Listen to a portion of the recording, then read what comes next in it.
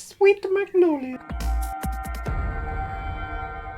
Hi and welcome to the Ruby Tuesday. My name is Ruben and this is my review for Netflix's original series Sweet Magnolias. Sweet Magnolias is a feel-good series about friendship and family that's set in a fictional South Carolina town. Lifelong friends Maddie, Helen and Dana Sue lift each other up as they juggle relationships, family and careers in the small southern town of Serenity. If I were to describe this series in a nutshell, if you could imagine Sex in the City, Gilmore Girls and take the Hallmark channel, and the Hallmark did a series taking those genres and putting them in together, that's pretty much what you get here.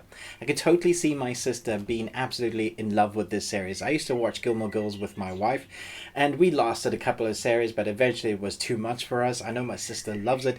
It definitely has that feel and tone to it. There are 10 episodes, they're about 50 minutes long, so it's going to take you about 8.5 hours. I have to say, at the beginning, I wasn't particularly interested in this. I thought the acting was fine. I thought the story was very predictable, like a point for point. You are going to guess who's going to end up with who's going to break up with who's going to return, what drama llamas Demon Llama is going to ensue in this town. It's basically a soap. It's all about life and how mixed up it can get. You know, with they tackle very deep, dark situations. Some of them like, do we want to have a baby? How do we balance our financial issues? You know, when certain relationships come back into our life and we're falling in love with someone else. It's all of that kind of soap drama. But the story focuses on these three ladies, and I think for the most part they really do hold your attention. They're pretty good acting. I would say that the latter half gets better, or maybe that's because the latter half you're invested in the characters. It does take a few episodes to get invested in the characters, and that's as a 40-year-old man saying, yeah, I got invested. At the end, I was quite emotional. I should give you a word of warning though. There is a massive cliffhanger at the end of this series, so if you thought they were going to wrap up a nice story, I think they're planning to have quite a few seasons of this series, and the way they have a massive cliffhanger at the ending is like not even a tiny one, not a small one, it's massive.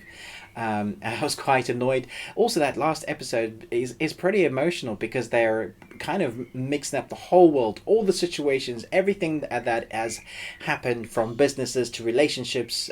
That is all very, very messy in this town because it's a town that everybody knows everybody's business, and somehow it all gets mixed up in this very Gilmore Girls Sex in the City series. It all culminates in that last episode, so it gets very emotional, and if you're invested in the characters, you're going to love it. I do think this is one of those series where you can sit back and just grab a blanket and a cup of tea and a biscuit and just kind of, you know, cozy up into one of those if your heart needs to grow 3 sizes. Grew 3 sizes.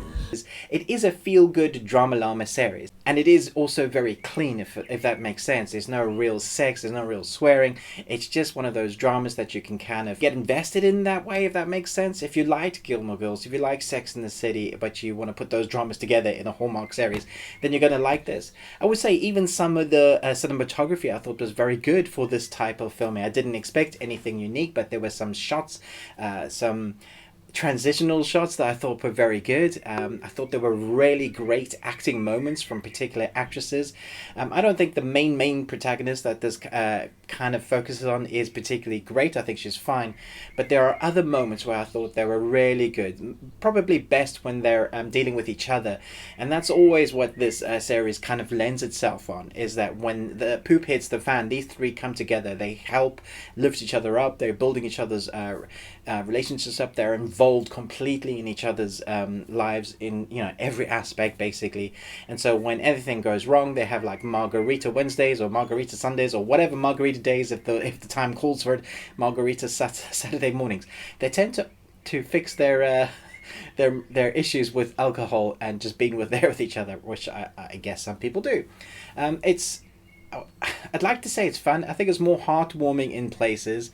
It's filmed fairly well. You know what you're getting into when you watch this type of soap drama. And if you know what you're getting into and that's the type of content you want, then you're going to like this. You're going to be invested in the characters. But I wouldn't say start something like this if you're expecting something brilliant and amazing.